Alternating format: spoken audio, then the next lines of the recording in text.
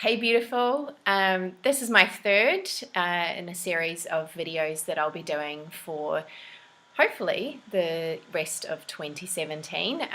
Short, sweet, 10-minute blog posts that are really super actionable and guaranteed to leave you learning something. So today I wanted to talk to you about something that only occurred to me a few months ago when I was working with my beautiful mentor Jenna Ward, and we were talking about some aspects of the masculine and the feminine, and definitely since I've really gotten into this work of becoming more driven from the heart with any decisions, the way I live my life, etc. I've noticed that I'm much more drawn to the feminine, which it wasn't always like that for me. So, and the reason I've been really drawn to bringing in more and more of the feminine side into my life is that they're really balancing acts, activities, and rituals to do, especially when we live a really busy life. They give us a lot of balance and they're really supportive and nurturing. One example, especially in winter here in Melbourne, that I love is running a hot bath, candles, essential oils. It just feels incredibly nurturing and pampering at the end of a long week. And I'm sure you can all identify with little things like that. So that's one reason we're attracted to the feminine. But the other reason, and a reason why a lot of women love our feminine side, is that it's actually got this really spontaneous and wild side to it. So whilst there's this beautiful, soft and flowing and nurturing side to the feminine can also be quite, wild and passionate, and things that we do, it might be going for a walk in nature where you don't really have any set agenda or path, swimming in the ocean, getting a massage. There's elements of a practice called Kundalini Yoga where there's just a free-flowing dance and you don't there's no sequence or anything like that. So, it's that feeling of kind of being in your body and doing things that allow you to step outside of your routine that really attract us often as women to, and I'm sure men, to the feminine. So, definitely there's periods of our life where we really, really crave that loss of inhibition and that freedom that these sorts of experiences provide. And definitely one way that I'm noticing more and more as a pattern, and perhaps through my own experience, I'm noticing and observing this in women that I interact with in coaching and friends and things like that, is that there's really this desire to bust out and gain some sort of freedom, be outside of their normal routine, because they're perhaps feeling stuck, or they're always in this 9 to 5 grind, and they're really striving and definitely playing out a lot of more of those masculine elements in their life. So, often it's radical things like, moving countries, moving cities, new experiences, taking big periods of time out to travel, change jobs, which I know all too well, or change whole careers. But the point of this video is to show you that you can use elements of the masculine without having to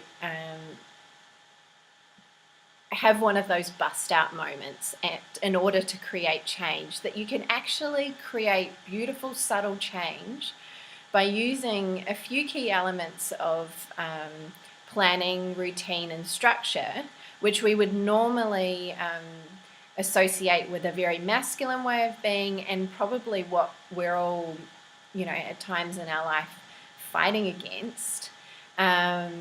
and in terms of our desire for freedom and ease and flow, there's actually a really beautiful way that the masculine can weave its way into our lives. And certainly as a Western woman, I definitely know what it's like to be kind of over here doing one thing and then over here in your feminine side. And, in the past, I was probably playing a lot more into my masculine side than I realized. And hence, moving into this heart-driven space, I'm very much craving those feminine elements. But obviously when move too far in one direction, and when I was very much in the masculine, I felt burnt out, I was disconnected, I was uninspired. So the natural reaction was these bust out moments. But I want you to just consider that for a second, and perhaps realize that, hey, I don't have to do something crazy and radical in order to have some really beautiful subtle changes and really positive changes in your life that will bring you happiness and freedom. Because after all, freedom can be something as simple as getting out of your head. So I wanted to share with you the 3 ways that we can incorporate this into our daily life. So number 1, structure. Structure is really important when you're looking to bring in any sort of daily practices or rituals. When we overlay the masculine with things like meditation or yoga or simple breath work, it actually brings in this regularity to our practice. And it's super important if you're wanting to create a habit out of it. So a few ways that we can use this idea of structure in our lives could be presetting an alarm, to get up at a certain time every day to do your breath work. Could be building in what I call alone time into your weekly schedule, booking in your classes, your yoga classes in advance, powering down your devices. So switching your phone to airplane mode the same time every night, and just allowing yourself that freedom from the outside world and that stimulation, so you can be really present in your body and with the people around you before you go to bed each night. And of course, the opposite of that is not turning on your phone for the first 15 to 30 minutes in the morning if you can. And that allows you, again, as you were doing before you went to bed, to be really completely present. And with building these things and creating these habits in our life using structure, we become less reactive, and we choose these activities rather than coming from a place of desperately needing to chill out. I've got to get out of here, I've got to escape, which I hear time and time again. It's like, oh my God, my beautiful yoga class this morning, I'm so excited, about such and such, because you've already put that structure in your life. And secondly, it allows us to create consistent and really small actions that will actually move us closer to our dreams. So we're not going to get our dream unless we take action. So actions can be as small or as big as they need to be, but make them consistent. So, in the early stages of my mentoring program, it's probably a little bit more big picture, lots of vision work and lots of thinking about your dream. It's very flowing, there's lots of creativity, but towards the end of the program, we start to really weave the masculine back in and look at what are the little daily, weekly, monthly habits that you can create change and impact in your life and get what you really, really want. Because after all, that is the point of the work that we do together, to move you closer to your dreams.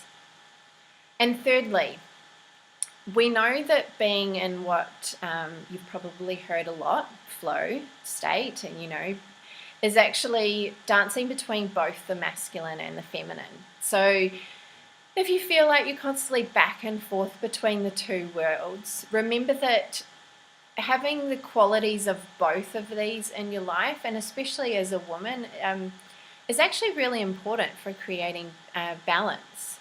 And especially as we're in the new year, we're creating lots of change, and really I see a lot of women taking action on what they want, which is super, super inspiring.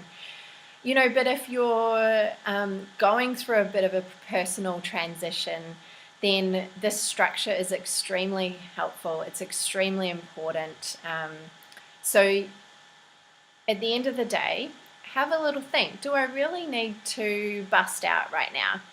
Could I create some really beautiful actions, some really subtle changes in my life to actually get me closer to my dream without having to make huge changes to my life? So it's just something really, really subtle that I wanted you to think about, and I can't wait to see you next time. So thank you for listening. Head over to www.aconsciousbeauty.com if you want more soul food like this, and sign up to my newsletter to get these videos as soon as they are ready to go into your inbox. Thank you.